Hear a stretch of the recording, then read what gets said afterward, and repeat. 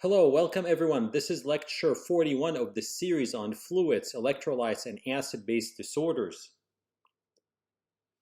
This series of lectures accompany my book, Manual of Fluid, Electrolyte, and Acid-Base Disorders, a pathophysiologic approach to common clinical problems. I am Mohammad Tinawi.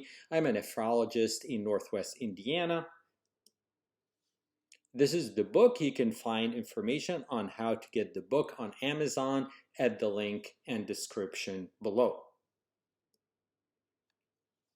We are still on chapter 6, hypocalcemia and hypercalcemia. We are going today to finish our discussion of calcium homeostasis and start our discussion of hypocalcemia. Renal calcium reabsorption. Now, volume expansion increases urinary sodium and chloride excretion. When that happens, renal calcium reabsorption decreases. So therefore, you have calciuria. You have increased calcium excretion in the urine. On the other hand, when you have volume contraction, volume depletion, you're going to have increased reabsorption of sodium chloride, and calcium is going to follow. So you have hypocalciuria. In metabolic alkalosis, you have hypocalcemia. In acute and chronic metabolic acidosis, you have hypercalcemia. So what's going on here? In metabolic alkalosis, we need hydrogen to dissociate from albumin because we have alkalosis. We need more hydrogen. So albumin now is free. So what is free albumin going to do? Is going to bind more ionized calcium. And this is going to lead to a decrease in ionized calcium, which is the definition of hypocalcemia. So when pH goes up, as in alkalosis, ionized calcium is going to go down, meaning hypocalcemia. Now, in acute and chronic metabolic acidosis, we're going to have hypercalcemia. Here, hydrogen is in excess, is going to be buffered in the bone. When that happens, it's going to chelate, is going to lead to excretion, to release of calcium from the bone and calciuria. So pH goes down, as in acidosis, calcium goes up. Ionized calcium changes up or down by 0.12 milligram per deciliter for each 0.1 change in pH. So if pH goes up by 0.1, as in metabolic alkalosis, ionized calcium is going to go down by 0.12 milligram per deciliter. On the other hand, when pH goes down by 0.1, as in acute or chronic metabolic acidosis, ionized calcium is going to go up by 0.1 milligram per deciliter. Now, if we inhibit the sodium potassium chloride cotransporter 2 NKCC2, which is a transporter in the loop of Henle, this is going to enhance calcium excretion in the urine. This is what happens in the case of giving a loop diuretic such as furosemide, also bumetanide, torsemide. They all increase calcium excretion because they inhibit the NKCC2. Now, thiazide diuretics have the opposite effect. They are going to lead to some measure of hypercalcemia and hypocalciuria. And we utilize this all the time in treatment of kidney stones in case of hypercalciuria. So we give a thiazide diuretic to reduce calcium excretion in the urine and therefore reduce calcium stones. Okay, so thiazide diuretics cause hypercalcemia and hypocalciuria because they enhance calcium reabsorption in the proximal tubule. How is that? When you give a thiazide diuretic, you're going to have increased sodium and water reabsorption. Calcium is going to follow, but also that happens in the distal convoluted tubule. So a loop diuretic has an opposite effect on calcium compared to a thiazide diuretic. So a loop diuretic might be helpful in hypercalcemia, while a thiazide diuretic is helpful in hypercalciuria and kidney stones. Let's summarize here. Okay, let's look at this table. What are the factors that increase renal calcium reabsorption? Okay, calcitriol, we talked about that. Hyperparathyroidism, increased PTH. Hypocalcemia, so if calcium is low, you want renal calcium reabsorption to increase. Metabolic alkalosis, we just talked about that. Thiazide diuretics and amiloride, also we just talked about that. And hypovolemia. Now, on the other hand, the factors that decrease renal calcium reabsorption would lead to hypercalciuria, calcitriol deficiency, hypoparathyroidism, decreased PTH, hypercalcemia, metabolic acidosis, and respiratory acidosis, loop diuretics, as we just mentioned, and mannitol, and hypervolemia. Hypercalcemia increases calcitonin production by the C cells in the thyroid gland. As I mentioned before, calcitonin comes from the thyroid glands. Calcitonin inhibits bone reabsorption by the osteoclast and also increases renal calcium and phosphate excretion. Now let's talk a little bit about what happens when you have hypercalcemia in the thick ascending limb. This is very interesting. So we mentioned that in case of hypercalcemia, you activate the calcium sensing receptor in the parathyroid glands, but also you activate the calcium sensing receptor in the basolateral membrane of the thick ascending limb because we have a calcium sensing receptor there. So why do we have it there? Because this is what's going to happen. When calcium goes up, you activate the receptor, the calcium sensing receptor in the tau. This activation will inhibit the ROMK. The ROMK is the renal outer medullary potassium channel. We talked about that in great detail when we discussed hypokalemia. Now, this inhibition is going to inhibit calcium recycling in the thick ascending limb. This will also inhibit the activity of the sodium-potassium 2-chloride cotransporter.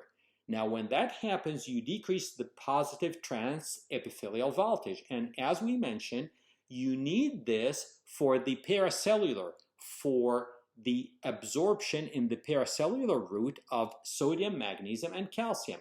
Now, when you inhibit the paracellular or passive reabsorption of sodium, magnesium, and calcium, you are going to increase urinary excretion of these three ions, the sodium, magnesium, and calcium. When that happens, you are going to have volume depletion. So, severe hypercalcemia will lead to volume depletion because you are going to have increased calcium excretion, and moreover, you are going to have hypercalciuria and hypermagnesiuria. And this is why when we have someone with hypercalcemia, they present with mental status changes, they're dehydrated. The first line of treatment is to give them normal saline. We don't want to start our treatment with loop diuretic, which may or may not be effective. You could do that maybe after you give normal saline, but you have to give normal saline first. And this is the first step in the management of hypercalcemia. Let's talk a little bit, or start actually our discussion of hypocalcemia. Hypocalcemia is serum calcium less than 8.8 milligram per deciliter. If we're talking millimoles per liter, it's less than 2.2, or in mil equivalents per liter, it's less than 4.4. Hypocalcemia is diagnosed easily because calcium is included in routine chemistry panels. When you order a basic metabolic panel, you're going to get calcium. Now, as in hypercalcemia, calcium should be corrected in case of hypoalbuminemia or hyperalbuminemia, and we mentioned how to do that in the first lecture on calcium. Now, it's preferable to make the diagnosis by obtaining ionized calcium. So more accurately, hypocalcemia is low ionized calcium. And by that we mean serum ionized calcium less than 4.4 milligram per deciliter or less than 2.2 millimole per liter. So if we can, we should obtain ionized calcium to ascertain the diagnosis, especially in critically ill patients, because there we have a pH variation, and that changes calcium binding to albumin, like we mentioned. So especially if you have severe hypocalcemia or hypercalcemia, at least get ionized calcium once to ascertain the diagnosis.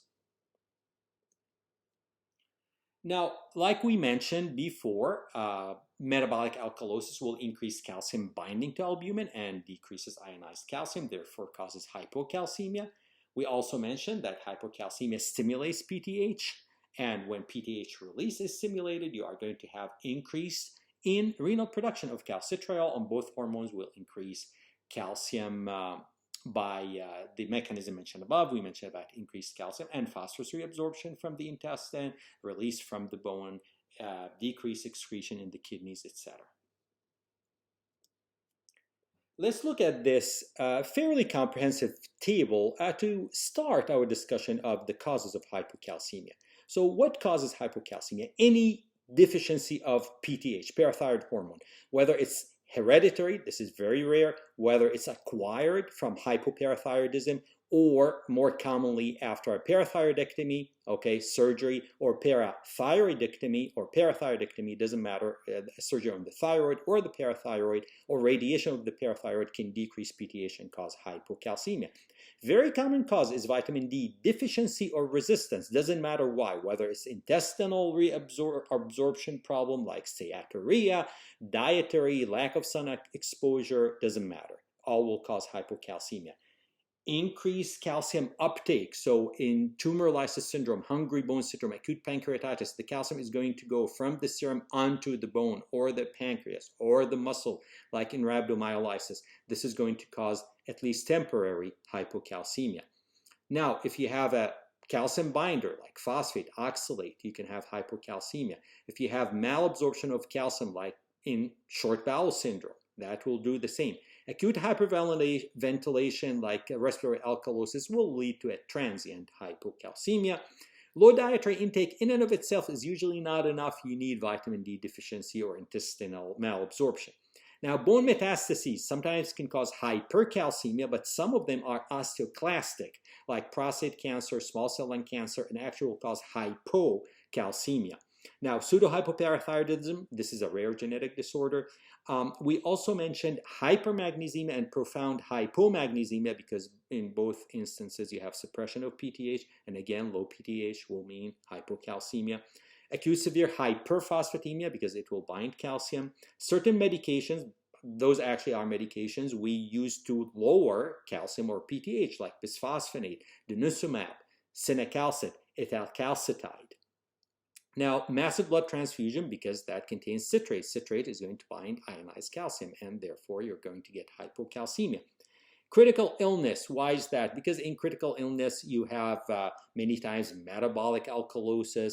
The patient is on certain medications. Magnesium is low. You have vitamin D deficiency. You have low PTH. All that causes what we call critical illness hypocalcemia. So that's very common.